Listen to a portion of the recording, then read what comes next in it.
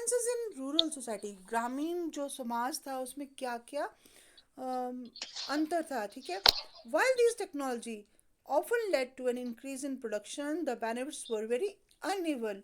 वो समान लाभ नहीं थे, उसमें बड़ी असमानता थी. What is evident is that there was a growing differentiation amongst people engaged in agriculture. अलग अलग तरह के जो जो एग्रीकल्चर में जो इन्वॉल्व पीपल थे उनमें different different persons were involved. तो stories especially within the Buddhist tradition refer to landless agricultural laborers. अब कुछ जो मजदूर थे, लेबरर्स थे, जो और वो खेतों में काम करते थे, उनके पास कोई लैंड होल्डिंग्स नहीं थी. स्मॉल पीजेंट, छोटे किसान जिनके पास स्मॉल लैंड होल्डिंग्स थी, as well as large land holders जो जिनके पास काफ़ी बड़े बड़े खेत होते थे. तो ये अलग अलग इनमें लैंड होल्डिंग्स थी डिफरेंट डिफरेंट पीपल्स के पास. द टर्म गहपति was often used in Pali text. गहपति वर्ड यूज हुआ है to designate the second and third category, जिनके पास लैंड था, or the large landholders as well as the village headman whose position was often hereditary. जो village का जो headman था, मुखिया था, उसकी पोजीशन हेरिडिटरी थी. मतलब अगर उसका पिता वो अगर वो वहाँ का विलेज का हेड होता था तो उसका जो बच्चा होता था वो भी उस विलेज का हेड होता था. तो ये the position was hereditary. Okay, तो यहाँ पर अर्ली तमिल लिटरेचर संगम लिटरेचर जो पहले के लिखे गए हैं तमिल के लिटरेचर जो है, they also mentions different categories of people living in the villages, large land owners और वेलिलार. तमिल में वर्ड यूज हुआ है वेलिलार. प्लोमैन जो हल चलाते थे, और उज्वर एंड स्लेव्स और आदिमई. It is likely that these differences were based on the differential access to land. उनके डिफरेंट डिफरेंट जो लैंड को असेस करना, मतलब उनके पास था जो लैंड, तो labour and some of the new technologies, अब उनके पास कौन कौन सी चीज़ें अवेलेबल थी. In such a situation question of control over land must have become crucial. और ये सब हम ये लीगल टेक्स्ट में, जो लॉ के कानूनी टेक्स्ट जो इनमें हम पढ़ते हैं, गृहपति जो था वो ऑनर था, मास्टर था, head of the house hold. जो वुमेन, चिल्ड्रन और जितने भी स्लेव्स, नौकर चाकर थे, उन पर उनका कंट्रोल होता था. वो ऑनर ऑफ द रिसोर्सेज था, जितने भी संसाधन थे वो उसके पास होते थे, जैसे कि land, animal, other things that belong to the household. कई बार ये जो टर्म गृहपति यूज हुई है as a marker of status for man. मतलब उसके लिए स्टेटस एक पोजीशन उसको अस्क्राइब की गई है, belonging to the urban elite. शहरी एलाइट मतलब अपर वर्ग जो होता है, इंक्लूडिंग वेल्दी मर्चेंट्स, जो अमीर व्यापारी थे उनके लिए भी यूज़ हुआ है ये टर्म. और यहाँ पर land grants and the new rural elites. तो यहाँ पर देखिए, from the early century of the common era we first grant of land being made, many of which are recorded in inscriptions में. These were recorded, some of these inscriptions were on stones but most were on the copper plates. ज़्यादातर किस पे थी? Copper की plates पर थी. तो आप यहाँ पर देख रहे हो, यहाँ ताम्रपत्र भी यूज़ होने लग पड़े हैं, और which were probably given as a record of the transaction. और ज़्यादातर ये क्या शो करते थे पत्र? Transaction to those who receive the land. ये जैसे राजाओं ने क्या कि कुछ लैंड जो पोर्शन है ये किसी को दान में दे दिया, ब्राह्मण को दान में दे दिया, कभी किसी ने उनके प्रशंसा में प्रशस्ति पत्र लिखे तो उस उनको लैंड ग्रांट कर दिया. तो वो ताम्रपत्र लिखे जाते थे. और यहाँ पर देख रहे हैं आप कि these were inscriptions were in Sanskrit while the rest was in the local language such as Tamil और तेलुगु. यहाँ पर एक inscriptions को भी बताया गया. Prabhavati Gupta, she was the daughter of the one of the most important ruler in the early Indian history. ये चंद्रगुप्त द्वितीय की सेकंड की जो कि 375 से 415 सी तक रूल करता था, उसकी डॉटर थी. She was married into another ruling family. Vakatakas में शादी हुई थी. जो कि दक्कन के किंग्स थे। और संस्कृत लीगल टेक्स्ट के अनुसार, लीगल मतलब लॉ, कानूनी, women were not suppose to have access to resources such as land. Womens के पास कोई लैंड राइट्स नहीं थे। और यहाँ पर प्रभावती के पास लैंड राइट्स थे और उसको दिए गए थे, because she was a queen थी वो। और उसकी सिचुएशन एक्सेप्शनल थी, अदरवाइज जो वुमेन्स को लैंड राइट्स नहीं होते थे। The inscription also gives us an idea about rural population, गांव की पॉपुलेशन क्या थी। These included Brahmanas and peasants, और ये सब चीज़ें उसमें शो की गई हैं। Land grant such as this one have been found in several part of the country. Regional variations हैं बिटवीन स्मॉल प्लॉट, छोटे प्लॉट से लेकर बड़े बड़े लैंड राइट्स मिलते थे। The impact of land grant, इसको ग्रांट बोलते थे, मतलब उनको ये लैंड दे दिया जाता था, granted to some person. It is subject of heated debate among historians. Some feels that land grants were parts of a strategy adopted by ruling lineages to extend agriculture to new area. तो ये वो कह रहे हैं कि जो land grants थी ये एक स्ट्रेटजी थी, प्लानिंग थी। ये रूलिंग जो जो रूलिंग लिनिएजेस, मतलब जो किंग्स वगैरह थे, उनकी जो संतानें होती थी, वो क्या करते, एग्रीकल्चरल एरियाज बढ़ाना चाहते थे, इसलिए वो सारी लैंड ग्रांट्स दे दी जाती थी। कुछ बोलते थे कि land grants were indicative of weakening political power as king was losing power among. सामंत जो थे, लैंड ऑनर्स थे, उनके पास पावर ज़्यादा बढ़ती जा रही थी। तो यहाँ पर life in a small village, ये हर्ष चरित्र एक एक बायोग्राफी है हर्षवर्धना की। हर्षवर्धन जो किंग थे, उनके बारे में लिखी गई है। ये रूलर थे कन्नौज के।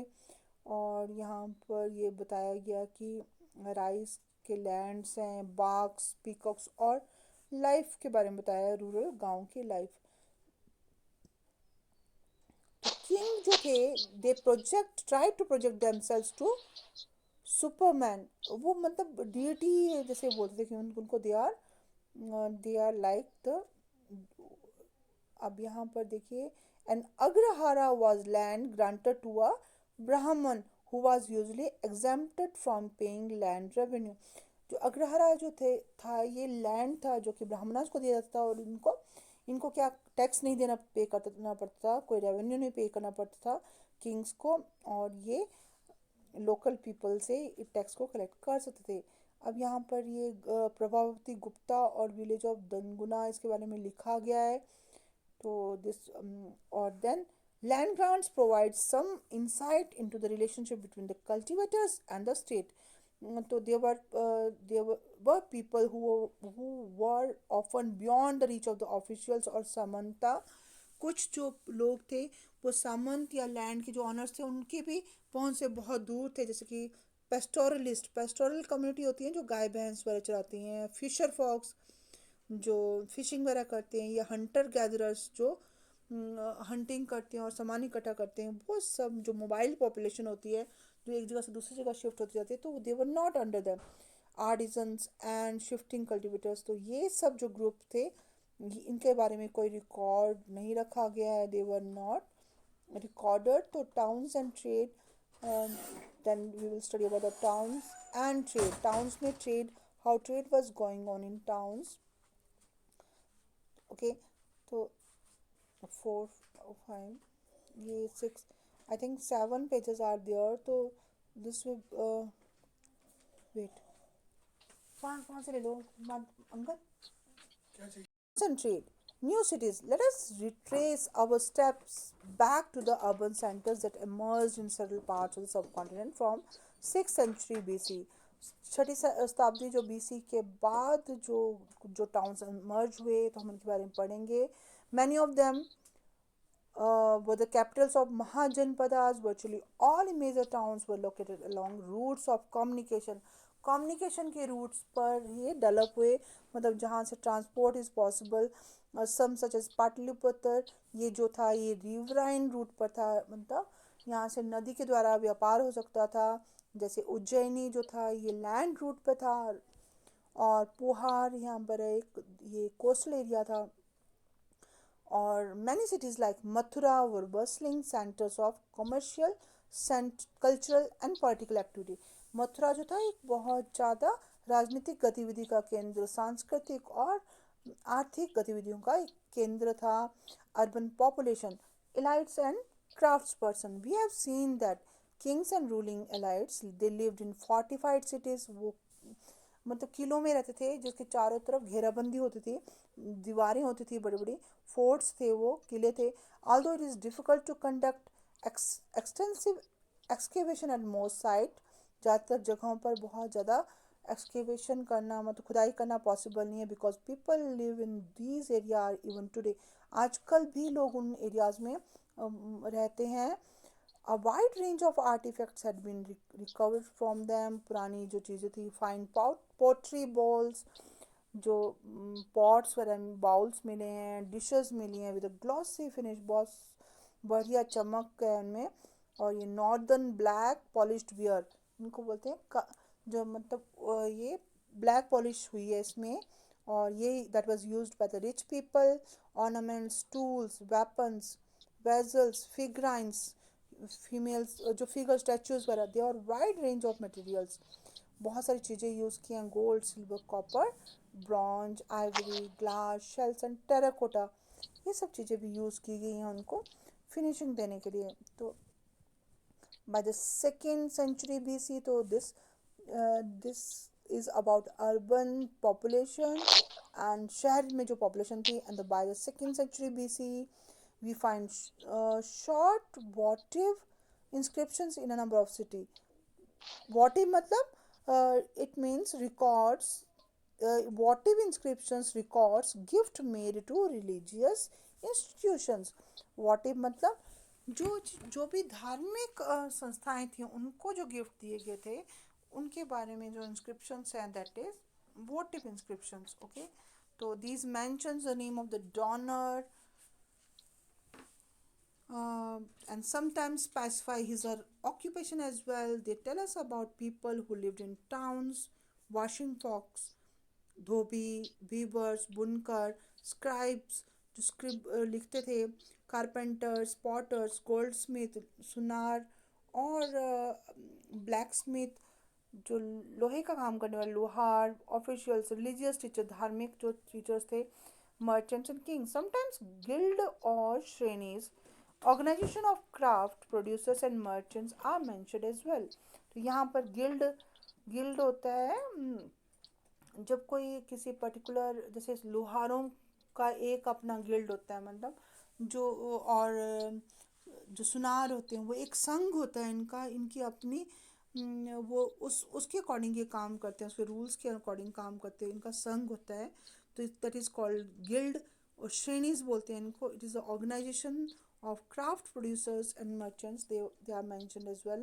These guilds, they probably procured raw material कच्चा पदार्थ लेते थे, प्रोडक्शन को रेगुलेट करते थे, एंड मार्केटेड, और जो बनकर जो तैयार सामान होता था उसको मार्केट देते थे.